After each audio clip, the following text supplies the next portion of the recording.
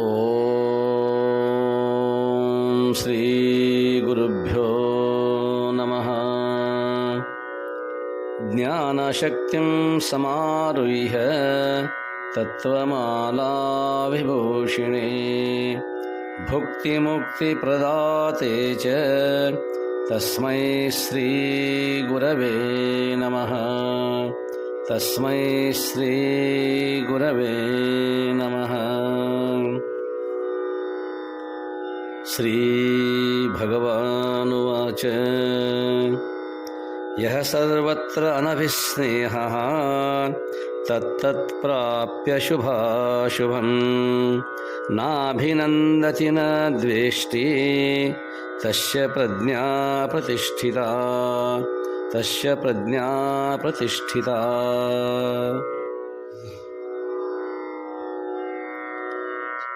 ಸರ್ವರಿಗೂ ಪ್ರಣಾಮಗಳು. ಪುಣ್ಯಾತ್ಮರೇ, ಭಗವಂತನು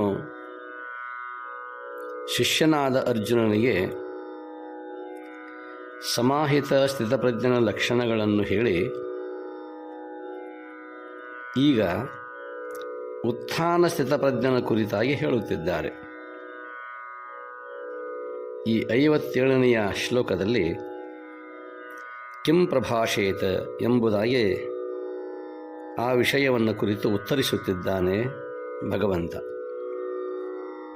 ಈ ಶ್ಲೋಕದಲ್ಲಿ ಮುಖ್ಯವಾಗಿ ಯಾವನು ಸರ್ವತ್ರ ಅನಭಿಸ್ನೇಹ, ಸರ್ವ ವಸ್ತುಗಳಲ್ಲಿ ಆಸಕ್ತಿ ರಹಿತನಾಗಿ ಮತ್ತು ಆಯಾ ಪ್ರಿಯ ಅಪ್ರಿಯ ವಿಷಯಗಳನ್ನು ಪಡೆದು ಸಂತೋಷಿಸುವುದಿಲ್ಲವೋ ನ ಅಭಿನಂದತಿ, ದ್ವೇಷಿಸುವುದಿಲ್ಲವೋ ನ ದ್ವೇಷ್ಟಿ, ಅವನ ಪ್ರಜ್ಞೆಯು ಸ್ಥಿರವಾಗಿದೆ. ಅವನೇ ಸ್ಥಿತಪ್ರಜ್ಞನೆನಿಸಿಕೊಳ್ಳುತ್ತಾನೆ. ಮುಖ್ಯವಾಗಿ ಇಲ್ಲಿ ಸ್ಥಿತಪ್ರಜ್ಞನಾದವನಿಗೆ ಶುಭಾಶುಭ ವಿಷಯಗಳಲ್ಲಿ ಅವನಿಗೆ ಸಂತೋಷವೂ ಇಲ್ಲ ಮತ್ತು ದ್ವೇಷವೂ ಇಲ್ಲ. ಎರಡನ್ನೂ ಮೀರಿದ ಆತ್ಮಜ್ಞಾನಿ ಅವನು. ಅಂಥವನು ತನ್ನ ಪ್ರಜ್ಞೆಯನ್ನು ಸ್ಥಿರವಾಗಿರಿಸಿಕೊಂಡಿದ್ದಾನೆ. ಸ್ಥಿರವಾಗಿ ಎಂದರೆ ಪ್ರಿಯ ಅಪ್ರಿಯ ವಿಷಯಗಳಲ್ಲೂ ಅಷ್ಟೇ ಅವನಿಗೆ ಜೊತೆಗೆ ನ ಅಭಿನಂದತಿ, ಅವನಿಗೆ ಸಂತೋಷವೂ ಇಲ್ಲ ದುಃಖವೂ ಇಲ್ಲ. ಅವೆರಡನ್ನೂ ಮೀರಿದ ಮಹಾನ್ ಸ್ಥಿತಪ್ರಜ್ಞನು ಆತ. ಸರ್ವತ್ರ ಶುಭ ಅಶುಭಂ. ಈ ಶ್ಲೋಕದಲ್ಲಿ ಮುಖ್ಯವಾದ ಶಬ್ದಗಳು ಶುಭ ಅಶುಭ, ಅನಭಿಸ್ನೇಹ, ನ ಅಭಿನಂದತಿ, ನ ದ್ವೇಷ್ಟಿ. 4 ಪ್ರಮುಖವಾದ ಶಬ್ದಗಳು. ಈ ಜಗತ್ತು ಪ್ರಿಯ ಮತ್ತು ಅಪ್ರಿಯ ಮಿಶ್ರವಾಗಿರುವಂಥದ್ದು. ಬರೀ ಪ್ರಿಯವಾಗಿಯೂ ಇಲ್ಲ, ಅಂದರೆ ಶುಭವಾಗಿಯೂ ಇಲ್ಲ, ಅಶುಭವಾಗಿಯೂ ಇಲ್ಲ. ಮನೆ, ಮಾರು, ಮಡದಿ, ಮಕ್ಕಳು, ಧನ, ಮಾನ, ಕೀರ್ತಿ ಇವೆಲ್ಲವೂ ದೊರೆತರೆ ಏನೋ ಒಂದು ತರಹದ ಉನ್ಮಾದತೆ, ಪ್ರಿಯತೆ, ಶುಭ ಎಂಬುದಾಗಿ ನಾವು ಭಾವಿಸುತ್ತೇವೆ. ಇದರ ವ್ಯತಿರಿಕ್ತವಾಗಿ ಕಟ್ಟಿದ ಮನೆ ಬಿದ್ದರೆ, ನೆಚ್ಚಿನ ಮಡದಿ ತೀರಿ ಹೋದರೆ, ಪ್ರೀತಿಯ ಮಕ್ಕಳು ನಡತೆಗೆಟ್ಟರೆ ಅಥವಾ ಕೈಬಿಟ್ಟು ಹೋದರೆ, ದೊರೆತ ಧನ ಹಾಳಾದರೆ, ಪಡೆದ ಮಾನ ಸನ್ಮಾನಾದಿಗಳು ಕೀರ್ತಿಗಳು ಮಾಸಿದರೆ ಅಶುಭ. ಜೀವನವೆಂದ ಮೇಲೆ ಇದು ಶುಭ ಅಶುಭಗಳ ಸಮ್ಮಿಶ್ರಣ. ಬರೀ ಶುಭ ಬರೀ ಅಶುಭ ಎಂದಿಗೂ ದೊರೆಯವು. ಏಕೆಂದರೆ ನಾವು ಮರ್ತ್ಯದ ಮಾನವರು. ಇಲ್ಲಿ ಪುಣ್ಯವೂ ಇದೆ, ಪಾಪವೂ ಇದೆ, ಶುಭವೂ ಇದೆ, ಅಶುಭವೂ ಇದೆ. ಆದರೆ ಸ್ವರ್ಗಲೋಕದಲ್ಲಿ ಬರೀ ಪುಣ್ಯ ಬರೀ ಶುಭ, ಅಲ್ಲಿ ಅಶುಭವೇ ಇಲ್ಲ. ಆದರೆ ಈ ಮರ್ತ್ಯಲೋಕವೆಂಬುದು ಕರ್ತಾರನ ಕಮ್ಮಟವಯ್ಯ. ಅವನು ನಿರ್ಮಾಣ ಮಾಡಿರುವಂಥ ಒಬ್ಬ ಯಾವನೋ ಕರ್ತಾರ ಇದ್ದಾನೆ ಈ ಜಗತ್ತಿಗೆ. ಇಲ್ಲಿ ಸಲ್ಲುವವರು ಅಲ್ಲಿ ಸಲ್ಲುವವರು ಎಂಬುದಾಗಿ ಹೇಳುತ್ತಾರೆ. ಆದರೆ ಇಲ್ಲಿ ಸಲ್ಲಬೇಕಾದರೆ ಶುಭ ಅಶುಭಗಳನ್ನು ಸಮಾನಾಂತರವಾಗಿ ನಾವು ತೆಗೆದುಕೊಂಡು ಹೋಗಬೇಕಲ್ಲ. ಅದು ಜ್ಞಾನಿಯ ಲಕ್ಷಣ. ಆದರೆ ನಮ್ಮ ಒಂದು ಕ್ಷಣ ಸಮೃದ್ಧಿಯದು, ಇನ್ನೊಂದು ಕ್ಷಣ ದುರ್ಭಿಕ್ಷೆಯದು. ನಿನ್ನೆ ಎತ್ತರದ ಮಹಲಿನಲ್ಲಿ ಹಂಸತೂಲಿಕಾ ತಲುಪದ ಮೇಲೆ ಮಲಗಿದ ಧನಿಕ ಇಂದು ಅದೇ ಮನೆಯ ಎದುರು ತಿರುಪೆ ಬೇಡುತ್ತಾನೆ, ಭಿಕ್ಷುಕನಾಗುತ್ತಾನೆ, ಗುಡಿಸಲಲ್ಲಿ ವಾಸವಾಗುತ್ತಾನೆ. ಇದು ವಿಶ್ವದ ನಿಯತಿ. ಯಾರೂ ಇದನ್ನು ಬದಲಿಸಲಿಕ್ಕೆ ಸಾಧ್ಯವೇ ಇಲ್ಲ. ಇತಿಹಾಸ ಪುರಾಣಾದಿಗಳನ್ನು ನೋಡಿದರೆ ರಾಜ ಹರಿಶ್ಚಂದ್ರ ಕನಸಿನಲ್ಲಿ ದಾನ ಮಾಡಿದವನು. ಆದರೆ ನಿಜ ಜೀವನದಲ್ಲಿ ಎಲ್ಲವನ್ನೂ ತ್ಯಾಗ ಮಾಡಿ ಸ್ಮಶಾನ ಕಾಯಬೇಕಾಯಿತು. ಪ್ರಾರಬ್ಧಾನುಸಾರ ಹೇಗೆ ರಾಜನು ತಾನು ಕೊಟ್ಟ ಮಾತನ್ನು ಉಳಿಸಿಕೊಳ್ಳಬೇಕೆಂಬುದಾಗಿ ಇಚ್ಛೆಪಟ್ಟನೋ, ಕನಸಿನಲ್ಲಿ ದಾನವನ್ನಿತ್ತರೂ ಅದನ್ನು ಎಚ್ಚರದ ಜೀವನದಲ್ಲಿ ಚಾಚು ತಪ್ಪದೆ ಪಾಲಿಸಿಕೊಂಡು ಬಂದರೂ ಅವನ ಗತಿ ಏನಾಯಿತು? ರಾಜನಿದ್ದವನು ರಂಕನಾಗಬೇಕಾಯಿತು, ಭಿಕಾರಿ ಭಿಕ್ಷುಕ ದರಿದ್ರನಾಗಬೇಕಾಯಿತು, ಸ್ಮಶಾನ ಕಾಯುವ ಪರಿಸ್ಥಿತಿ ಬಂತು. ಸ್ವತಃ ಮಡದಿ ಇದ್ದರೂ, ಮಗ ಸಾವನ್ನಪ್ಪಿದ್ದರೂ ಸ್ಮಶಾನದಲ್ಲಿ ಅವಕಾಶ ಕೊಡುತ್ತಿಲ್ಲ. ಅದಕ್ಕೆ ಸಲ್ಲಬೇಕಾದ ಸುಂಕವನ್ನು ಕಟ್ಟಬೇಕಾಯಿತು. ನೋಡಿ, ಯಾವ ಮಹಾರಾಣಿ ಅಂತಃಪುರದಲ್ಲಿ ಇರಬೇಕಾಗಿತ್ತೋ ಅವಳು ಈಗ ನಿರ್ಗತಿಗಳಾಗಿ ಬೀದಿ ಬೀದಿಯಲ್ಲಿ ಭಿಕ್ಷೆ ಬೇಡುತ್ತಾ ಸತ್ತ ಮಗನನ್ನು ಹೆಗಲ ಮೇಲೆ ಹೊತ್ತುಕೊಂಡು ಹೋಗುವಂಥ ಪರಿಸ್ಥಿತಿ ಬಂದಿದೆ. ಇದು ಪ್ರಾರಬ್ಧ. ಇವೆಲ್ಲವುಗಳನ್ನು ಅರಿತ ಜ್ಞಾನಿ ಸಂತ ಮಹಾಂತನಾಥ. ಆದರೆ ಅವನು ಶಿವನನ್ನು ಅರಿತ ಸಂತ, ಅಹಂಭಾವವಿಲ್ಲದ ಋಷಿ. ಶುಭದ ಸುಖವಾಗಲಿ ಅಶುಭದ ದುಃಖವಾಗಲಿ ಅವನಿಗೆ ಎಂದೂ ಸ್ಪರ್ಶ ಮಾಡದು. ಅವನು ಜಂಜಡಮಯವಾದ ಪ್ರಪಂಚದಲ್ಲಿ ಇರುವಾಗಲೇ ತನ್ನ ಮನಸ್ಸನ್ನು ಸಹಜವಾಗಿ ಆತ್ಮನತ್ತ ಹರಿಸುತ್ತಾನೆ. ಇದು ಬರಬೇಕಾದರೆ ಬಹಳ ಕಷ್ಟ, ಸಾಧನೆ ಬೇಕು. ಸಾಧಕನಲ್ಲಿ ಅಷ್ಟೊಂದು ಅದ್ಭುತವಾಗಿರ್ತಕ್ಕಂತಹ ಸಾಧನೆ ಗಟ್ಟಿಗೊಂಡು ಆ ನೆಲೆಯನ್ನು ಕಂಡುಕೊಂಡಾಗ ಮಾತ್ರ ಈ ಸ್ಥಿತಿ, ಈ ಸಮಾನ ಸ್ಥಿತಿ ಅಳವಡಲು ಸಾಧ್ಯ. ಆತ್ಮಾನಂದವನ್ನು ಈಂಟಿ ಸುಖಪಡುತ್ತಾನೆ. ಅವನ ಹೊರ ಪ್ರಪಂಚ ಕೇವಲ ನಾಟಕೀಯ, ನೋಟಕ್ಕೆ ಮಾತ್ರ. ಮಕ್ಕಳ ಆಟವನ್ನು ಇಲ್ಲಿ ನಾವು ನೆನೆಸಿಕೊಳ್ಳಬಹುದು. ಆಟದ ಕಾಲದಲ್ಲಿ ಚಿಕ್ಕ ಚಿಕ್ಕ ಮಕ್ಕಳು ಮೈದಾನದಲ್ಲಿ, ಮಣ್ಣಿನಲ್ಲಿ, ಅಲ್ಲಲ್ಲಿ ತಮ್ಮ ಮನೆಯ ಅಂಗಳದಲ್ಲಿ ಆಟವನ್ನು ಆಡುವಾಗ ಆಟದ ಕಾಲದಲ್ಲಿ ಯಾರೋ ಏನೋ ಗುರುತಿಲ್ಲ. ಪಕ್ಕದ ಮನೆಯ ಅನೇಕ ಮಕ್ಕಳು ಕೂಡಿಕೊಂಡು ಯಾವ ಆಟವನ್ನಾಡುತ್ತಾರೆ? ಮನೆಯಲ್ಲಿ ಆಟ ನಡೆದಿದೆಯಲ್ಲ, ಗಂಡ ಹೆಂಡಂದಿರ ಆಟ, ಮಕ್ಕಳ ಆಟ, ಹೊಲಕ್ಕೆ ಹೋಗುವುದು, ಆಫೀಸಿಗೆ ಹೋಗುವುದು, ಇವೆಲ್ಲ ಆಟಗಳನ್ನು ಕಂಡ ಚಿಕ್ಕ ಮಕ್ಕಳು ಅದನ್ನು ಅನುಕರಣೆ ಮಾಡಿ ನಾನೂ ಗಂಡನಾಗಬೇಕು, ನೀನು ಹೆಂಡತಿಯಾಗಬೇಕು, ಇವರೆಲ್ಲ ಮಕ್ಕಳಾಗಬೇಕು, ದಂಟಿನ ಬೆಂಡಿನ ಚಕ್ಕಡಿಯನ್ನು ಮಾಡಬೇಕು, ಎತ್ತುಗಳನ್ನು ಮಾಡಬೇಕು, ನಾನು ಹೊಲಕ್ಕೆ ಹೋದ ಹಾಗೆ ಮಾಡಬೇಕು, ನೀನು ಬುತ್ತಿಯನ್ನು ಕಟ್ಟಿಕೊಂಡು ಬರಬೇಕು.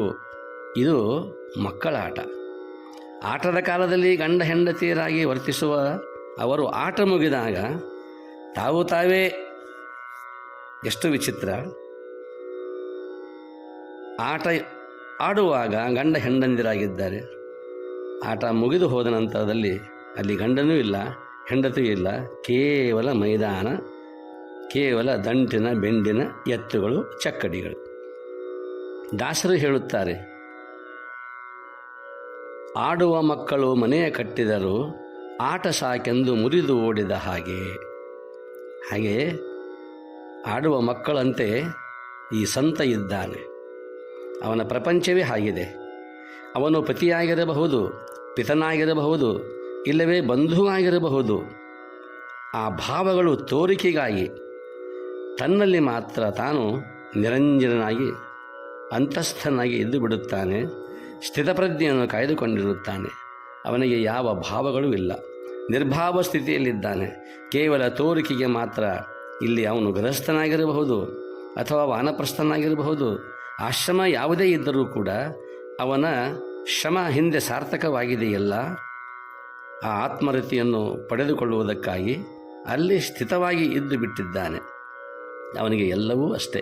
ನಿಸ್ತರಂಗಾಂಬುಧಿ, ಅಲ್ಲಿ ತರಂಗಗಳೇ ಇಲ್ಲ, ಶಾಂತ ಸಾಗರವಾಗಿದೆ. ಅಪ್ಪ ಅವರು, ಮಲ್ಲಿಕಾರ್ಜುನ್ ಅಪ್ಪ ಅವರು ಸದಾಕಾಲದಲ್ಲಿ ಒಂದು ಕಥೆಯನ್ನು ಬಹಳ ರಮ್ಯವಾಗಿ ಬೋಧಿಸುತ್ತಿದ್ದರು. ಎಷ್ಟು ಅದ್ಭುತ ಅವರ ಮುಖದಿಂದ ಕೇಳಬೇಕಾಗಿತ್ತು. ಒಬ್ಬ ರಾಜ ಮರಣವನ್ನೊಪ್ಪುತ್ತಾನೆ, ಸಾಯುತ್ತಾನೆ. ಆಪತ್ಕಾಲ ಮರಣ ಬಂತು, ಸತ್ತು ಹೋದ. ಆದರೆ ಆತನಿಗೆ ಸಂತಾನ ಭಾಗ್ಯವಿರಲಿಲ್ಲ, ಮಕ್ಕಳಾಗಿರಲಿಲ್ಲ. ಇನ್ನೇನು ಮಾಡುವುದೆಂದು ಆ ರಾಜ್ಯದ ಪಟ್ಟದ ಆನೆ, ಐರಾವತದಂತೆ ಇರತಕ್ಕಂತಹ ಸುಂದರವಾದ ಆನೆ, ಬಹಳ ಜಾಣ ಆನೆ. ಆನೆಗೂ ಅಷ್ಟೊಂದು ಶಿಕ್ಷಣ ಇತ್ತು. ಆ ಪಟ್ಟದ ಆನೆಯ ಸೊಂಡಿಲಲ್ಲಿ ಒಂದು ಮಾಲೆಯನ್ನು ಕೊಟ್ಟು ಕಳಿಸುತ್ತಾರೆ. ನಿಜಕ್ಕೂ ಕೂಡ ಆ ಆನೆಯೂ ಕೂಡ ಅಷ್ಟು ಪ್ರಜ್ಞಾವಂತ ಪ್ರಾಣಿ. ಊರ ಹೊರಗಡೆ ಇರುವಂತಹ ಊರೆಲ್ಲವನ್ನು ಸುತ್ತಾಡಿಕೊಂಡು ಬಂದ ನಂತರದಲ್ಲಿ ಯಾರೂ ಸಿಗಲಿಲ್ಲ ಈ ರಾಜ್ಯದ ಚುಕ್ಕಾಣಿಯನ್ನು ಹಿಡಿಯಲು. ಆನೆ ವಿಚಾರ ಮಾಡುತ್ತದೆ. ಸರ್ವಸಂಗ ಪರಿತ್ಯಾಗಿಯಾದ ಊರ ಹೊರಗಡೆಗೆ ಒಂದು ಮರದ ಅಡಿಯಲ್ಲಿ ಕೂತುಕೊಂಡು ಧ್ಯಾನ ಮಾಡುವಂತಹ ಒಬ್ಬ ಯುವಯತಿ, ಯುವ ಸನ್ಯಾಸಿ, ಗಟ್ಟಿಮಸ್ತಾದ ವ್ಯಕ್ತಿ, ಸ್ಥಿತಪ್ರಜ್ಞನಾಗಿರುವಂಥವನು. ಲೋಕದಲ್ಲಿ ಹುಟ್ಟಿ ಬಂದಿದ್ದ ಬಳಿಕ ಸ್ತುತಿನಿಂದೆಗಳು ಬಂದರೆ ಮನದಲ್ಲಿ ಕೋಪವ ತಾಳದೆ ಸಮಾಧಾನಿಯಾಗಿರಬೇಕು ಎಂಬ ನಿಲುವನ್ನು ಹೊಂದಿರುವಂತಹ ಒಬ್ಬ ಜ್ಞಾನಿ ಪುರುಷ ಊರ ಹೊರಗಡೆಗೆ ಕುಳಿತುಕೊಂಡಿದ್ದ. ಆನೆ ಅಲ್ಲಿಗೇ ಬಂತು, ಊರೆಲ್ಲ ಸುತ್ತಾಡಿ ಬಂತು. ಅದಕ್ಕೆ ಗೊತ್ತಿತ್ತು ಇಲ್ಲೊಬ್ಬ ಇದ್ದಾನೆ ಜ್ಞಾನಿ ಎಂದು. ಆ ಕಾರಣದಿಂದ ನೇರವಾಗಿ ಬಂದು ಆ ಆನೆ ಸಂತನ ಕೊರಳಿಗೆ ಮಾಲೆ ಹಾಕುತ್ತದೆ. ಅವನು ಯುವಯತಿ. ಜನರು ಬಹುಬಗೆಯಿಂದ ಪ್ರಾರ್ಥಿಸಿ ಅವನನ್ನು ರಾಜಸಿಂಹಾಸನದ ಮೇಲೆ ಕೂಡಿಸಬೇಕೆಂದು ಇಚ್ಛೆಪಟ್ಟು ತಾವು ನಮ್ಮ ರಾಜರಾಗಬೇಕು, ಇದು ರಾಜಾಜ್ಞೆ ಆಗಿದೆ ಆನೆಯ ರೂಪದಲ್ಲಿ. ಆಗ ಸಂತ ಒಪ್ಪಿಕೊಂಡ. ಅವನಿಗೆ ಎಲ್ಲವೂ ಅಷ್ಟೇ, ಅಧಿಕಾರ ಇದ್ದವೂ ಅಷ್ಟೇ, ಹೋದರೂ ಅಷ್ಟೇ. ಆದರೆ ಅವನು ಮಾಡುವಂಥ ಮೊಟ್ಟ ಮೊದಲನೇ ಕೆಲಸ, ಒಂದು ಬ್ಯಾಗನ್ನು ತರಿಸಿ ತನ್ನ ಕೌಪಿನ ದಂಡ ಕಮಂಡಲಗಳನ್ನು ಆ ಬ್ಯಾಗಿನಲ್ಲಿ ಇಟ್ಟು ಸಿಂಹಾಸನದ ಪಕ್ಕದಲ್ಲಿ ಭದ್ರವಾಗಿ ಅದನ್ನು ಇರಿಸಿಕೊಳ್ಳುತ್ತಾನೆ. ಅನಾಸಕ್ತನಾದ ಸಂತನ ರಾಜ್ಯದಲ್ಲಿ ನ್ಯಾಯ, ಪ್ರಾಮಾಣಿಕತೆ ಹಾಗೂ ಶಾಂತಿ ನೆಲೆಸುತ್ತವೆ. ಯಾವುದು ಏನೂ ಇಲ್ಲ, ಎಲ್ಲರೂ ಸುಖದಿಂದ ಬಾಳಬೇಕು. ಅವನ ಇಚ್ಛೆ. ಬಹುಜನ ಸಂತೋಷ ಪಡುತ್ತಾರೆ. ಆದರೆ ಇದನ್ನು ಪಕ್ಕದ ರಾಜ್ಯದ ಮತ್ತೊಬ್ಬ ರಾಜ ಈ ರಾಜನ ಮೇಲೆ, ಈ ಯುವಯತಿ ಸನ್ಯಾಸಿ ಆಳತಕ್ಕಂತಹ ಈ ರಾಜ್ಯದ ಮೇಲೆ ಮುತ್ತಿಗೆ ಹಾಕುತ್ತಾನೆ. ಈ ಸಮಾಚಾರ ಕೇಳಿದ ಸಂತ ರಾಜ ಆ ಯತಿ, ಆಳುವೆನೆಂದು ಬಂದವನು ಆಳಿಕೊಳ್ಳಲಿ ಎಂದು ನುಡಿದ. ತನ್ನ ಹಳೆಯ ಕೌಪಿನ ಕಮಂಡಲ ದಂಡಧಾರಿಯಾಗಿರ್ತಕ್ಕಂತಹ ಬ್ಯಾಗ್ ಏನಿತ್ತಲ್ಲ, ಆ ಬ್ಯಾಗನ್ನು ಎಂದು ಆ ಬ್ಯಾಗನ್ನು ಇಸಿದುಕೊಳ್ಳುತ್ತಾನೆ. ವೈರಿಗಳ ಮಧ್ಯ ಅವೆಲ್ಲವುಗಳನ್ನು ದಂಡ ಕಮಂಡಲಾದಿಗಳನ್ನು ಧಾರಣ ಮಾಡಿಕೊಂಡು ಮತ್ತೆ ತನ್ನ ರಾಜಪೋಷಾಕನ್ನು ತೆಗೆದಿಟ್ಟು ಕೌಪಿನಧಾರಿಯಾಗಿ ಕೌಪಿನವಂಥ ಕಲುಭಾಗ್ಯವಂತಹ ಎಂಬಂತೆ ಹೊರಟು ಹೋಗುತ್ತಾನೆ. ಆ ಸಂತ ರಾಜನ ನಿಸ್ಪೃಹತೆ ಕಂಡು ಪರಕೀಯ ರಾಜ ವಂದಿಸಿ ಪಶ್ಚಾತ್ತಾಪ ವ್ಯಕ್ತಪಡಿಸುತ್ತಾನೆ. ಏಕೆ ಗೊತ್ತೇ? ಇಂಥ ಮಹಾರಾಜ ನಮ್ಮ ಕೈ ಬಿಟ್ಟು ಹೋದರೆ ನಾವೇಕೆ ಇಲ್ಲಿರಬೇಕೆಂಬುದಾಗಿ ಎಲ್ಲ ಪ್ರಜೆಗಳು ಆ ರಾಜನ, ಸಂತ ರಾಜನ ಬೆನ್ನು ಹತ್ತುತ್ತಾರೆ. ಅರಣ್ಯವನ್ನು ಸೇರಲು ಇಚ್ಛೆ ಪಡುತ್ತಾರೆ. ಇದನ್ನು ಕಂಡ ಆ ವೈರಿ ರಾಜ, ಇಲ್ಲಿ ಯಾರನ್ನು ನಾನು ಆಳುವುದು? ಜನರೇ ಇಲ್ಲದ ಮೇಲೆ ಈ ಮನೆಗಳನ್ನು ಆಳುವುದೇ? ಬೇಡವೆಂದು ಸಂತನಿಗೆ ನಮಸ್ಕಾರ ಮಾಡಿ ಕ್ಷಮೆಯನ್ನು ಯಾಚಿಸಿ ತನ್ನ ರಾಜ್ಯಕ್ಕೆ ತಾನು ಹಿಂದಿರುಗುತ್ತಾನೆ. ಇತ್ತ ಸಂತ ರಾಜ ಮತ್ತೆ ಸಿಂಹಾಸನ ಇರುತ್ತಾನೆ, ಮತ್ತೆ ಅವುಗಳನ್ನು ಇಡುತ್ತಾನೆ. ಇಂಥ ಪ್ರಸಂಗ ಬಂದಾಗ ತಾನನ್ನ ಬ್ಯಾಗನ್ನು ಎಂಬುದಾಗಿ ಅವನು ಹೇಳುತ್ತಾನೆ. ಅಂದರೆ ಅವನಿಗೆ ಕೌಪಿನ ದಂಡ ಕಮಂಡಲಾದಿಗಳೇ ಅವನ ಆಸ್ತಿ. ಅದು ಬರಲಿ, ಅದು ಹೋಗಲಿ, ಅದಕ್ಕೆ ಯಾವುದಕ್ಕೂ ಅಳುಕಲಾರದ ಆ ವ್ಯಕ್ತಿ. ಸಂತನು ರಾಜನಾದರೆ ಸಂತೋಷ ಪಡಲಿಲ್ಲ, ಆ ರಾಜ್ಯ ಕೈಬಿಟ್ಟು ಹೋದರೆ ಅದಕ್ಕೂ ವ್ಯಥೆಯನ್ನು ಪಡಲಿಲ್ಲ, ವಿಷಾದ ಪಡಲಿಲ್ಲ. ಅವನ ಮನಸ್ಸು ಸುಖ ದುಃಖಗಳ ಮಧ್ಯ ಸಮತೋಲನವಾಗಿದೆ. ಒಬ್ಬನ್ನು ಪ್ರೇಮಿಸಬೇಕು, ಇನ್ನೊಬ್ಬರನ್ನು ದ್ವೇಷಿಸಬೇಕು, ಒಂದನ್ನು ಮೆಚ್ಚಬೇಕು, ಇನ್ನೊಂದನ್ನು ನಿಂದಿಸಬೇಕು ಎಂಬ ಭಾವ ಅವನಿಗೆ ಬರದು. ಆದುದರಿಂದ ಅವನ ಮಾತು, ಭಾವ, ವಿಚಾರಗಳು ಸಹಜ ಹಾಗೂ ವಿಶ್ವದಷ್ಟು ವಿಶಾಲ. ಮುದ್ರಾಮ ಹೇಳುತ್ತಾನೆ, ಶಾಂತ ಜನ ಅರಿಯುವರು ತಮ್ಮೆಲ್ಲ ಇತಿಮಿತಿಯ, ದೂರವಿಡುವರು ಅವರು ಹೊರಟು ಬಿಗುಮಾನ. ಸಮರ ಯಾರೊಡನಿರದೆ ಎಲ್ಲ ಆಪ್ತರೇ ಜಗದಿ ಸಂಬಂಧ ಸಂತಸವೋ ಮುದ್ದು ರಾಮ.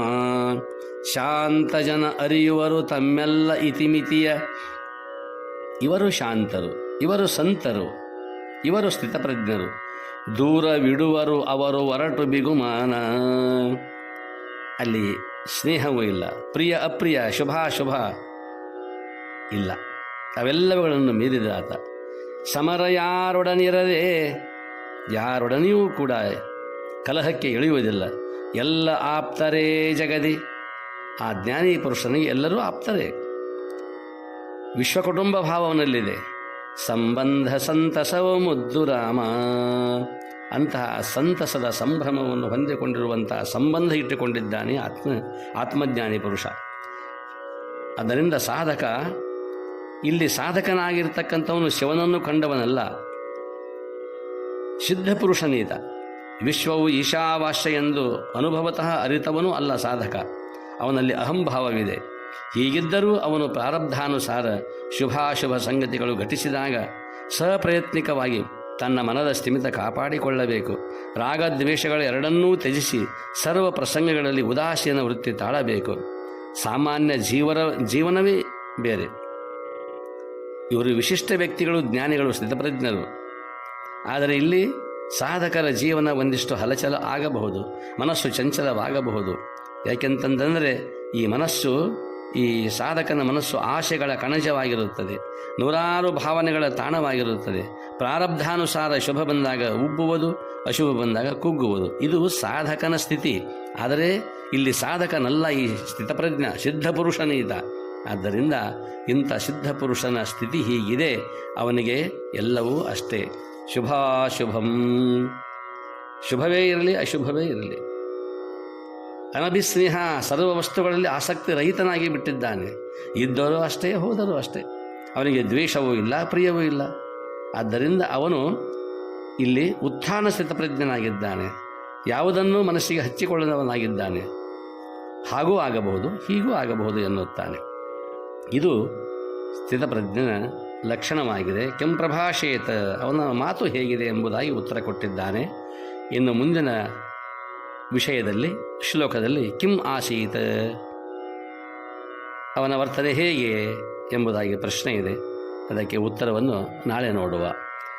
ಸರ್ವರಿಗೂ ಪ್ರಣಾಮಗಳು. ಓಂ ಶಾಂತಿ ಶಾಂತಿ ಶಾಂತಿ.